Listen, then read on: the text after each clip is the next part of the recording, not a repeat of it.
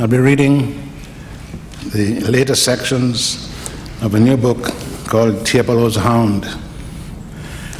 I just want to say a few words before I start to set it up.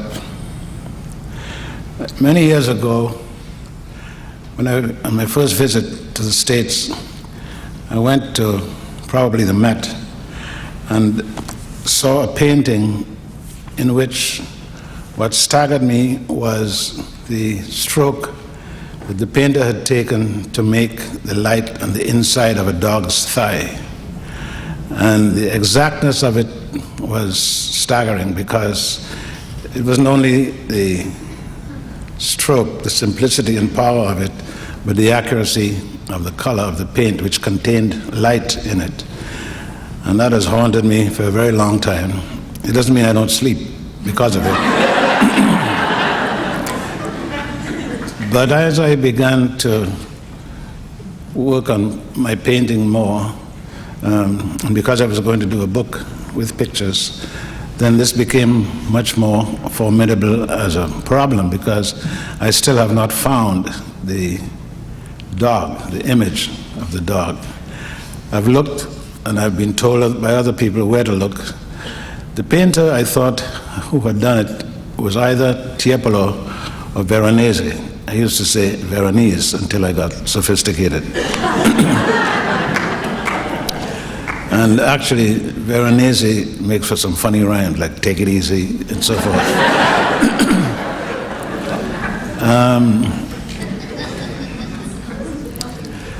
So I think, and I have the privilege of being metaphysical. I'm up here in a single spot, so I can do that. There's something baffling. If I was wrong in the angle that the dog was painted at, and I'm sure that that was the angle, looking backwards, looking at the dog with his head inside up the painting, that's what I saw. I've never found it. So what is real? Is my memory wrong, as memory can be wrong? It's very much the condition that happens in dreams, but it was not a dream because I did see the dog. As I said, I don't pace the beach up and down saying, where is this thing? But it is baffling. And this section deals with the fact that I arrived ultimately, inevitably, like anyone else in Venice, which I had avoided the idea of for a long time because I thought I never want to write the word Venice because I'm a West Indian. What am I doing writing Venice for? Maybe Venice, California, but not the other one. This feels good. I feel like a sit-down comedian. That's good.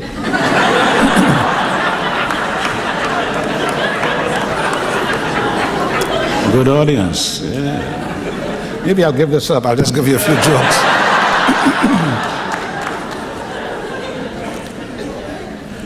At any rate, I was invited to Venice, to the same place where my good friend Joseph Brodsky had gone so often, although he's not mentioned here.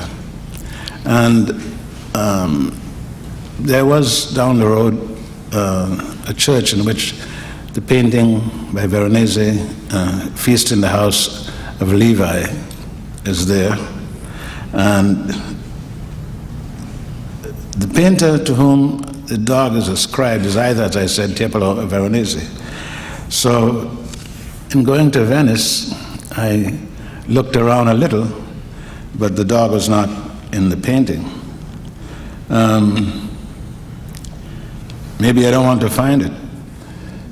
And it began to mean more as I wrote the poem, until I thought, well, it's smaller than Melville's White whatever, so.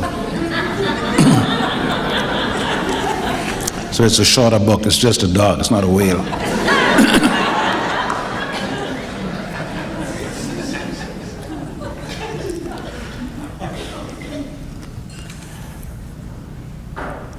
The backfiring engine of the Vaporetto scumbled the reflections of her palaces. The wake braided its hair. Now I would get to the roaring feast with its fork-bearded faces. The emerald sleeve of the immense lagoon shone on a wriggling wall where she would turn from the pearl drops on her embroidered gown while water lapped the landing with its tongue. A gondola's crescent shell, the quarter moon, slid with its delving prow, dividing coin minted at sunrise, melting the lagoon with alchemy where sky and water joined. Through some canal's embroidery, I thought, I'll trace the thread that carries memory back to the original, where one stroke caught the bright vermilion of the white hound's thigh. Behind these lace palazzos was the work that chance had brought me closer to. Aboard the lace perspective widening in the wake of the warping ferry, my hope was restored, that in the mesh of sunlight, which was Venice, whose gulls on pilings mimicked the standards of the Doge's galleons, proving that empires vanish while water has one tense and cannot run backwards. From a small colony with no book for a guide, I would discover in some flaking church with peering pilgrims scuffling inside water-webbed walls the creature of my search. I sat in the small square trying to control a sense of swaying on its grid of stone. Guardi passed, gliding in a gondola. To walk in Venice seemed a contradiction. Benches and flagstones were moored in water on either side. Creaking awnings were slow barges' sails. I arrived after my body, as from a boat. Mornings lit a red wall whose window framed a terrace, set with white tables in a bower of grapes. My gestures occupied a painted space in the carved orb that St. Mark's lion grips.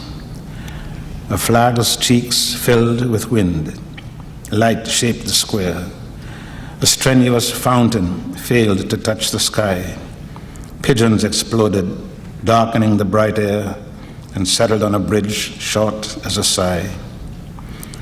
One block from our small brown pensione were frescoes of the Veronese Museum, the stage where he too disembarked, ignored, to enter with gaping tourists in his own pilgrimage.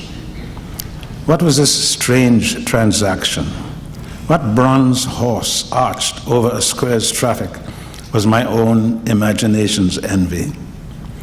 Was Venice's force a slow surrendering, an astonished groan at irresistible light, at water writing reflections, signatures, no more denying my joy in the pigeon-alighting piazza, the columns pouring lion? The rainbow oils in wobbling canals off the lagoon's wide stretch, whose tench is as legendary as its pastel walls and ornate landings. The festering Venice I was prepared for was an odorless light wavering from painted moorings like a net, till all that splendor tired with its delight, glazed as a fresco with its spray still wet. Venice was both itself and a catalogue of reproductions. But I had lost a page in that book of cravens where the spectral dog haunted dark holes, and I felt the old rage at my stubborn uncertainty. Research could prove the Hound, the Tiepolos or Veroneses, but I refused. Faith was a closed church, like my old treasury of masterpieces. Since that book of prints, I had carried in my head the saffron ceiling of my skull's rotunda, with the souls of martyrs ascending in parted clouds in radiant conversion. But for this wanderer only a spectre counted, the hunched phantom at the feast's surfeit, not saints possessed by their own radiance. Should the Hound come nibbling my hand's wafer, it would be blessed.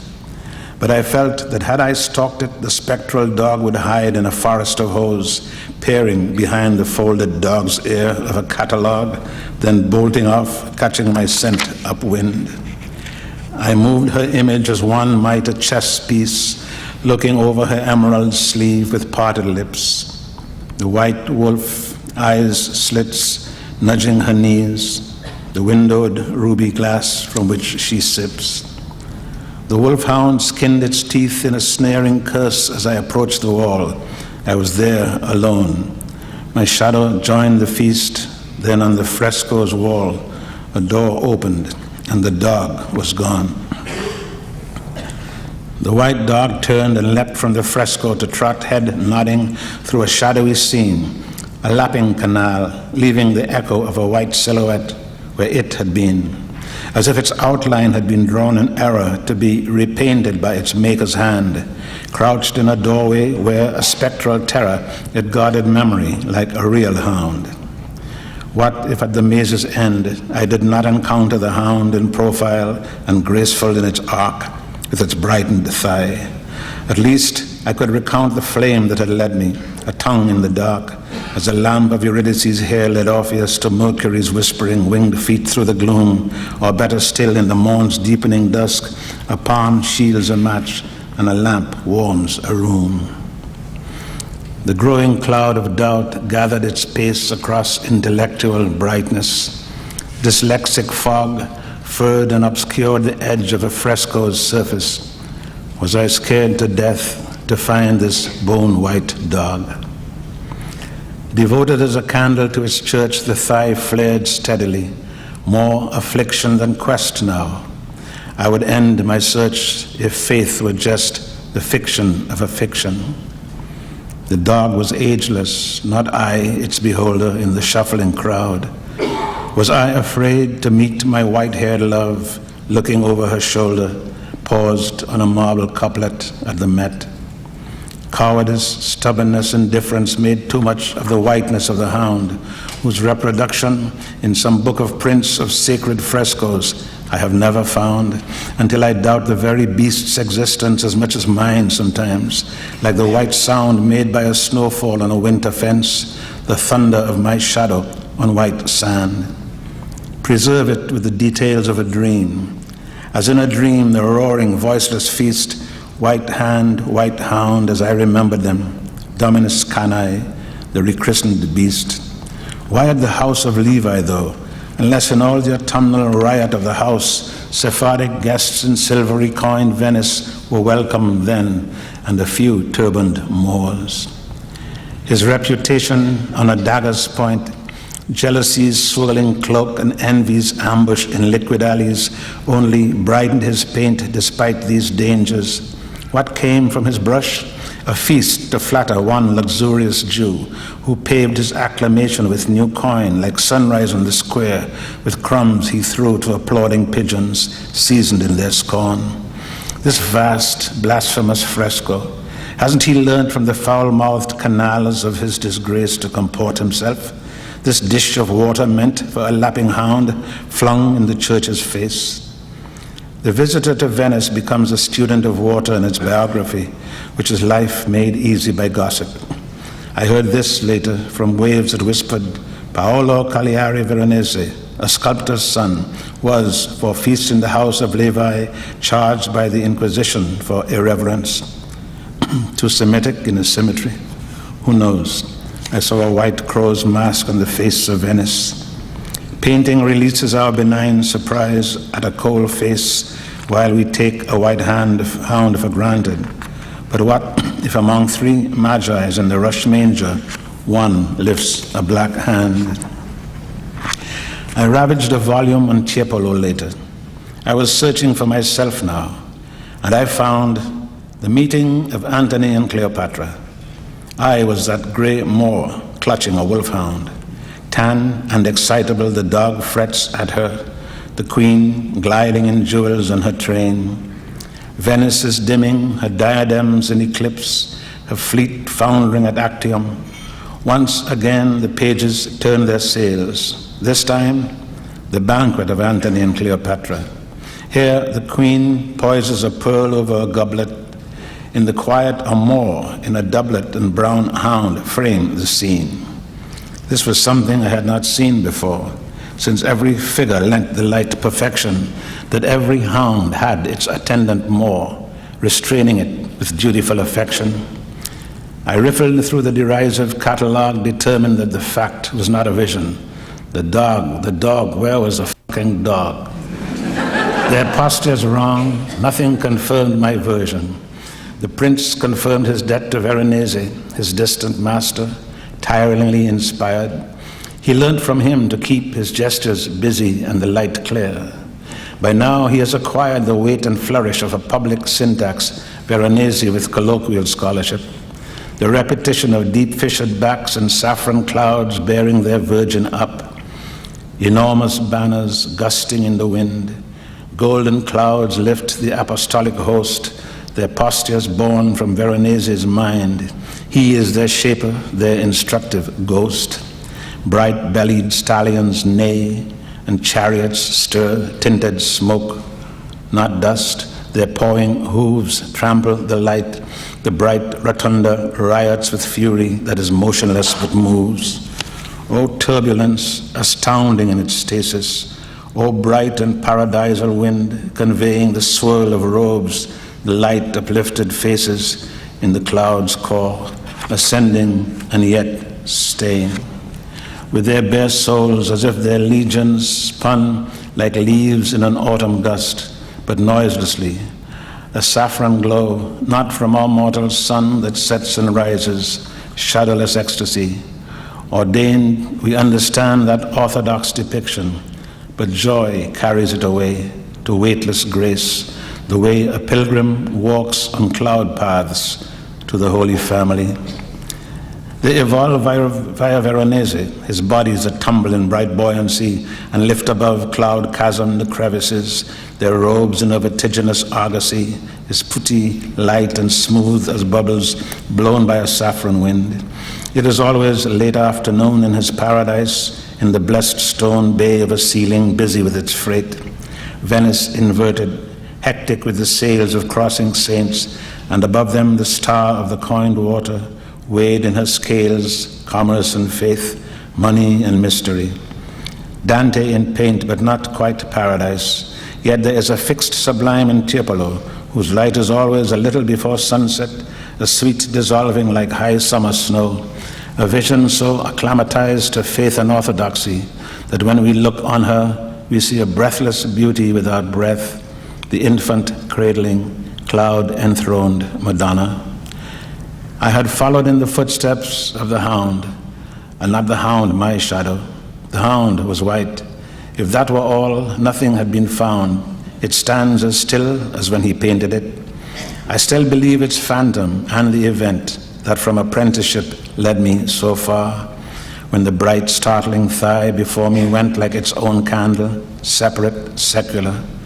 Where had it led me, the desperate, tenuous claim, the thread that kept its labyrinthine course through the brocaded channels whose jewels flame when sunrise strikes the water with such force?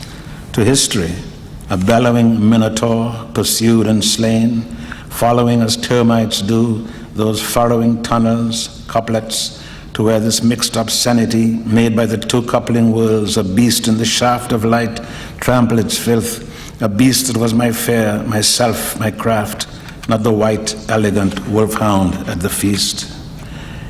If recognition was the grace I needed to elevate my race from its foul lair, by prayer, by poetry, by couplets repeated over its carcass, I was both slain and slayer.